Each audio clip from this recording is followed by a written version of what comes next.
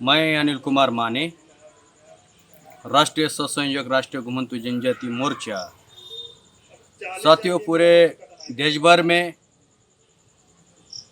साकेत बचाओ विरासत बचाओ आंदोलन शुरू है और ये आंदोलन बुद्धिस्ट इंटरनेशनल नेटवर्क तथा बहुजन क्रांति मोर्चा द्वारा पूरे देश भर में हो रहा है। और ये जो आंदोलन चल रहा है वो वामन मेश्राम साहब के नेतृत्व में चल रहा है। 29 जुलाई से लेकर 5 अगस्त तक ये आंदोलन चल रहा है और ये आंदोलन काली फीत बांधकर आंदोलन चल रहा है। जो आज अयोध्या में राम मंदिर खड़ा करने जा रहे हैं ब्राह्मण लोग, उनका कहना है कि बाबरी मस्जिद राम मंदिर तोड़कर खड़ी किए है, लेकिन इंडियन आर्कियोलॉजी डिपार्टमेंट कहता है कि वहाँ पर जो खदान हुआ वहाँ पर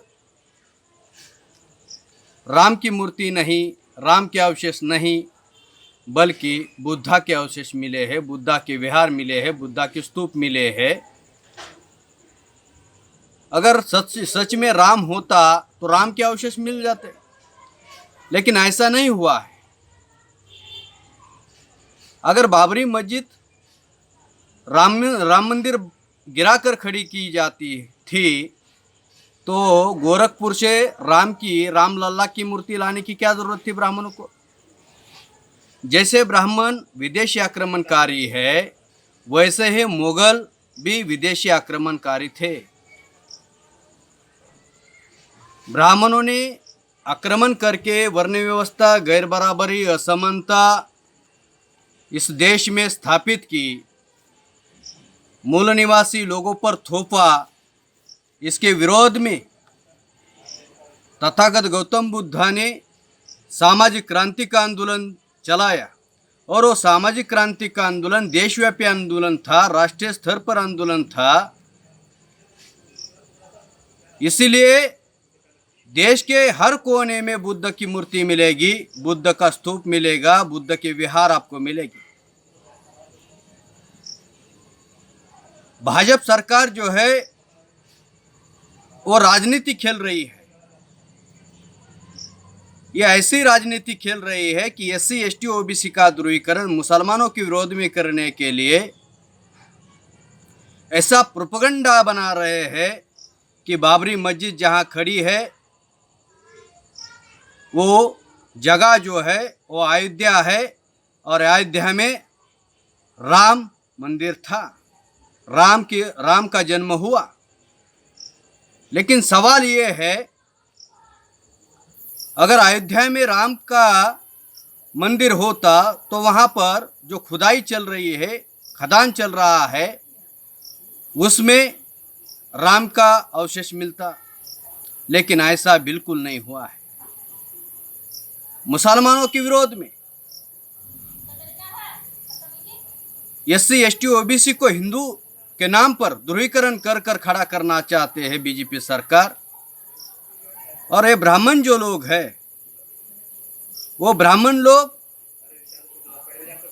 OBC के विरोध में जाकर ऐसा प्लान बना रहे हैं कि राम मंदिर खड़ा होने से बहुत कुछ सफल होने वाला है, लेकिन ऐसा नहीं है। जब बाबरी मस्जिद गिराने का मामला सामने आया, एक तरफ मंडल कमीशन की चर्चा चल रही थी OBC के मुद्दों को लेकर, तो ब्राह्मणों ने प्लान बनाकर, RSS ने प्लान बनाकर, BJP ने प्लान बनाकर OBC के लोगों को ही हथियार बनाया OBC मंडल कमीशन के विरोध में। और कहा गया उन्होंने मंडल लाया इसलिए हमने कमंडल लाया। और OBC के नेताओं का इस्तेमाल बाबरी मस्जिद गिराने के लिए मुसलमानों के विरोध में किया गया, जिसमें विनय कटियार था, कल्याण सिंह था, उमा भारती थी, दिग्गज OBC के नेता थे।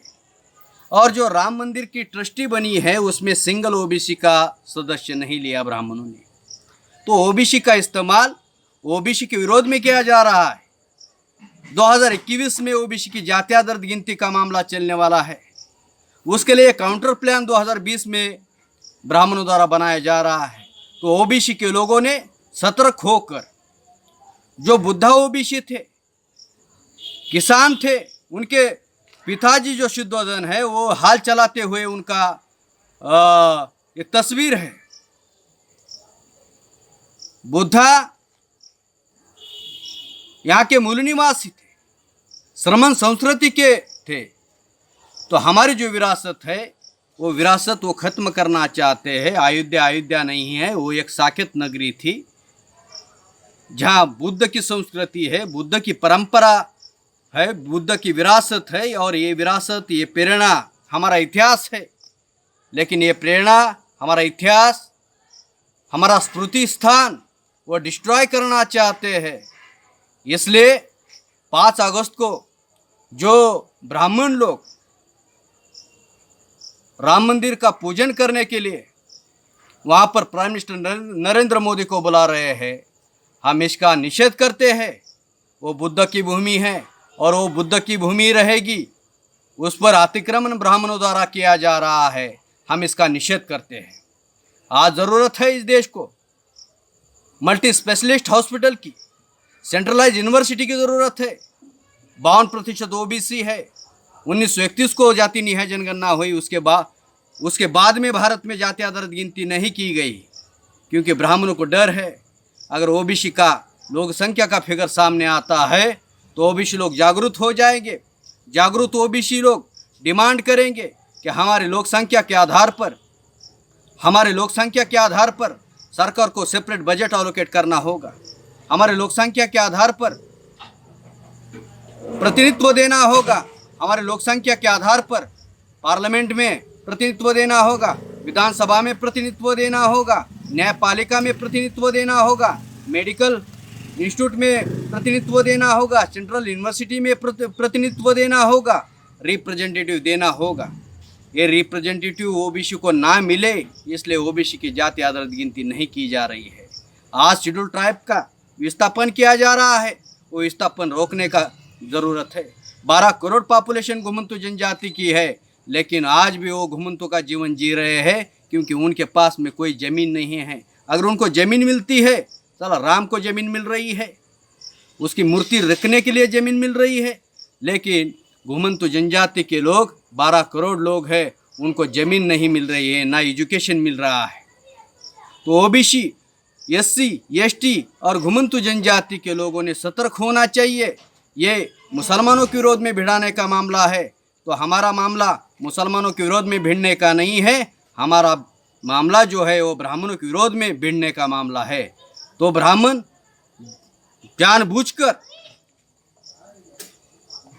राम मंदिर का मामला खेल रही है। उसका दूसरा भी कारण मैं बताना चाहता हूं कि 2022 में उत्तर प्रदेश में फिर से चुनाव होने वाले हैं और बीजेपी आरएसएस उस चुनाव को ध्यान में रखकर ये कर रहे हैं। और ये लॉकडाउन में हो रहा है। आरएसएस का मोहन भागवत कह रहा है कि लॉकडाउन हमारे लिए अवसर है। इसलिए अवसर है कि लॉकडाउन में रेलवे का प्राइवेटाइजेशन किया, एयरपोर्ट का प्राइवेटाइजेशन किया, अलग अलग गवर्नमेंट सेक्टर का प्राइवेटाइजेशन चल रहा है।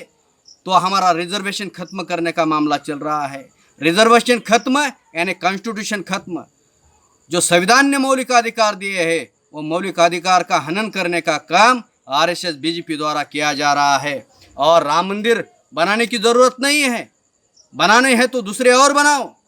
जहाँ साकेत बुद्ध की विरासत है, वहाँ बुद्ध के अवशेष मिले हैं। पुरातत्व विभाग इंडिया का जो है, उन्होंने वो प्रमाणित सिद्ध किया है। हम इस पर अड़े रहेंगे जब तक वहाँ पर राम मंदिर का काम बंद नहीं करते, तब तक हम ये आंदोलन जारी रखेंगे।